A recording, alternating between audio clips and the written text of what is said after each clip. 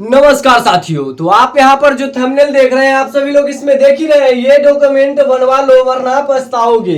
बहुत ही तकलीफ होने वाला है आपको फॉर्म भरने में फिर उस समय, क्योंकि बहुत सारा जो सर्टिफिकेट है उसको भरने में 10 से 15 दिन लग जाता है, आपको पता ही है।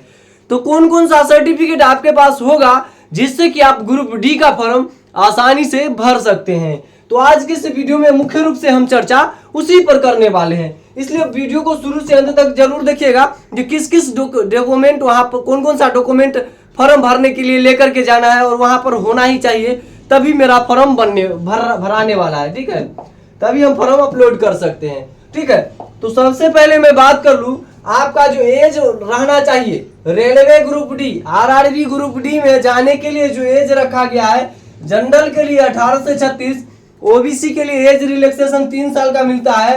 देख लीजिए यहाँ पर 18 से 39 आपका आयु होता है। ठीक है, 3 साल का छूट मिलता है।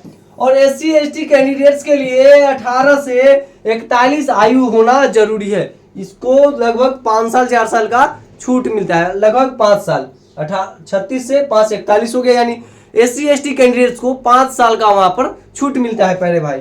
ठीक है, एजुकेशन आपका क्या होना चाहिए अगली स्लाइड में देखते हैं। देखिए यहाँ पर क्या है एजुकेशन, इसी स्लाइड में देखिए एजुकेशन जो आपका शैक्षणिक योग्यता सिर्फ और सिर्फ 10वीं पास है तो अप्लाई कर सकते हैं। 10वीं पास आईटीआई फिर भी अप्लाई कर सकते हैं, डिप्लोमा है वो भी अप्लाई कर सकते हैं, या अप्रेंटिसशिप है नेशनल अप्रेंटिसशिप, या 10वीं के स्तर का कोई डिग्री आपके पास है तो उससे भी आप क्या कर सकते हैं, तो रेलवे ग्रुप डी के लिए फॉर्म भरने के लिए आप एलिजिबल होंगे। ठीक है, तो फॉर्म भरने के लिए आप एलिजिबल कैसे होंगे पता चल गया। कौन कौन सा डॉक्यूमेंट मांगा जाएगा, यहाँ पर ये रहा डॉक्यूमेंट वाला। तो इस डॉक्यूमेंट आप ये जो डॉक्यूमेंट दिख रहा है ये डॉक्यूमेंट आपके पास होना बहुत ही कंपलसरी है, बहुत ही जरूरी। आरआरबी रेलवे ग्रुप डी में डॉक्यूमेंट जो रिक्वायर्ड है उसको देख लीजिए। एससीबीटी या एनसीबीटी आईटीआई का सर्टिफिकेट अगर आपके पास है तो लगाना पड़ेगा।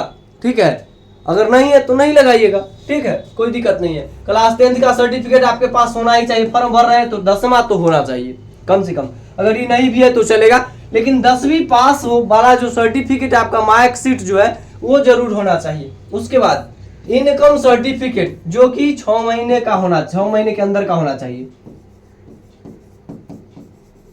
6 माह के अंदर का होना चाहिए। 6 माह से अधिक का है तो नहीं चलेगा। ठीक है, तो करेंट का आपके पास होना इनकम सर्टिफिकेट कंपलसरी है, तभी आप फॉर्म भर सकते हैं।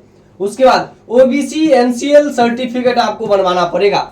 एनसीएल ईडब्ल्यूएस के लिए बिहार में कुछ दिन पहले आप लोग देखे ही थे, प्रोटेस्ट हुआ था जो 1 साल पुराना खोजा जा रहा है बिहार पुलिस वाले कैंडिडेट से, तो हालांकि उसको तो हटा दिया गया, लेकिन इसमें कोई प्रॉब्लम ना हो, इसका जो सर्टिफिकेट एनसीएल का जो बनवाना है या सेंट्रल लेवल का सर्टिफिकेट बनाना है। ठीक है, ये आपका certificate by the transgender candidates, transgender जो कैंडिडेट्स है उसके पास सर्टिफिकेट भी होना चाहिए जो क्या है तो ट्रांसजेंडर है। उसके बाद नॉन क्रीमी लेयर सर्टिफिकेट, उसके जो नॉन क्रीमी लेयर वाले स्टूडेंट्स हैं जैसे ओबीसी या ईडब्ल्यूएस कैंडिडेट्स को क्या चाहिए तो नॉन क्रीमी लेयर सर्टिफिकेट चाहिए, तो उसको क्या करना पड़ता है तो बनवाना पड़ता है, वो भी सेंट्रल लेवल का, तो बनवा लीजिएगा। उसके बाद आपके पास क्या होना चाहिए, फोटो होना चाहिए। फोटो के बाद आपका रंगने वाला है हस्ताक्षर, सिग्नेचर बोल सकते हैं, सिग्नेचर। ठीक है, सिग्नेचर होना चाहिए। उसके बाद सिग्नेचर तो खुद कर लीजिएगा, फोटो यहाँ पर मिल जाएगा। उसके बाद आपका आधार और पेन होना चाहिए, आधार या पेन। पैन कार्ड अगर आपके पास है तो पैन कार्ड, आधार कार्ड है तो आधार कार्ड। ठीक है, क्योंकि आधार कार्ड से पैन कार्ड बनता है तो आपके पास किसी एक का होना बहुत ही कंपलसरी है, और उसके बाद आप आसानी से फॉर्म भर पाएंगे। थोड़ा सा जो इनकम सर्टिफिकेट वाला प्रॉब्लम है इसको ठीक करवाना पड़ेगा।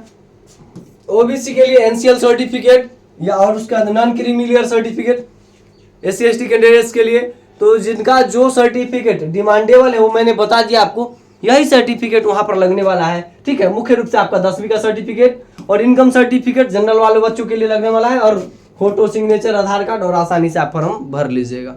ठीक है, ओबीसी और एससी एसटी के लिए बस ये नॉन क्रीमी लेयर सर्टिफिकेट और एनसीएल सर्टिफिकेट होना कंपलसरी है, तभी आप सेंट्रल गवर्नमेंट में फायदा उठा पाएंगे। ठीक है, और कोई डाउट है तो कमेंट सेक्शन में जरूर लिख के पूछ लीजिएगा। मिलते हैं अगली वीडियो में, तब तक के लिए जय हिंद।